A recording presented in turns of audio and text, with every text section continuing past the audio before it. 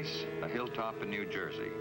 The setting, giant antennas like monstrous eyes and ears, straining, watching, waiting. Inside the control station, a team of specialists with ultra-sensitive electronic equipment, ready to probe the vast reaches of the sky.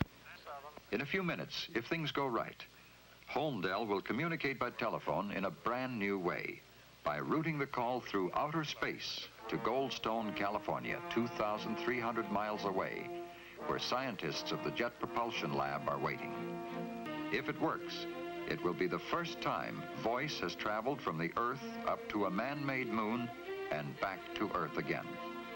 But today, as scientists look ahead, they foresee great gaps in our worldwide communications unless more and different systems can be devised. For instance, we would like to see live television programs, history in the making from all over the world. But TV broadcasting presents a special problem. One TV channel requires the space of almost 1,000 telephone circuits. This requirement is simply too expensive for present systems. And even if this problem could be licked today, what about tomorrow? Ladies and gentlemen, please welcome to the stage, Colin Bendell. All right. Good morning. Good morning. Thank you for joining us. We've got audio coming. All right. Theme music all the time. Awesome. Well, thank you for joining us today. It's the second ImageCon, and we're really excited to have a great lineup of folks kind of share their ideas and their passion with us. And you know, we've been looking at ImageCon as a means to maybe be a little different as a conference, and really wanted to bring people like you together as you care about media, images, video, and really usability to your end users, and bring a forum where we can talk together. So I hope today that it will be a useful place for you to either learn new techniques, learn new ideas, as well as means for you to explore with your colleagues in different parts, different organizations as well.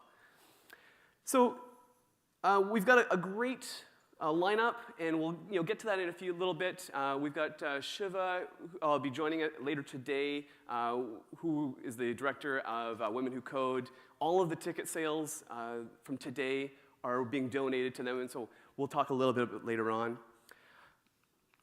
You know, images and video are an important part of our day-to-day life. And you know, how many people this morning checked Instagram? All right, everybody's like kind of like, is that okay now? Snapchat, who Snapchatted this morning?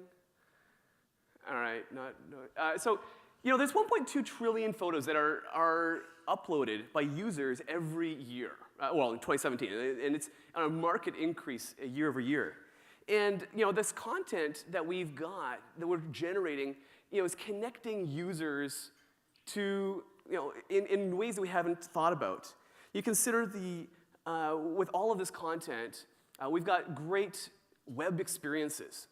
I mean, look at our mobile experiences for our news articles. This is just from this last weekend. You know, look at this great, rich experience coming for the user, engaging both text and video and images.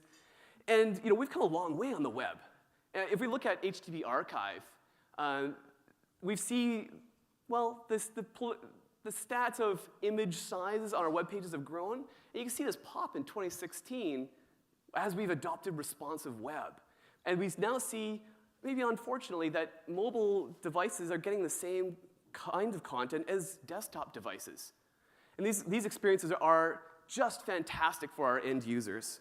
And when we're talking about these end users, we're also being enabled to bring great content that we couldn't before. We now have wide gamut displays. If you've bought a phone in the last year or two, you've probably got a P3 display on your phone, which can display more colors than the previous generation of phones and displays with sRGB. And in fact, 40% of new TVs this last year were 4K TVs, and they all support this wider gamut of Rec 2020. It's an amazing time. But as we've been, think about images and quality, I actually can't help but reflect on what does this mean. Actually, maybe I can get you guys to help me here. I've got a little debate with my wife about the color of our couch at home. This is a picture I took before I left. So I want you to look at this picture and tell me, what color is this? Now, I'm going to do a raise of hands because it's clearly not pink. How many people in the room see a brown couch? All right, I like you folk. How many people see a gray couch? Interesting. Okay.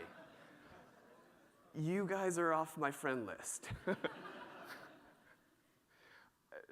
So my wife and I have had this debate about what color our couches are. And I say, well, they're brown. And she says, we would never have bought a brown couch. They're gray.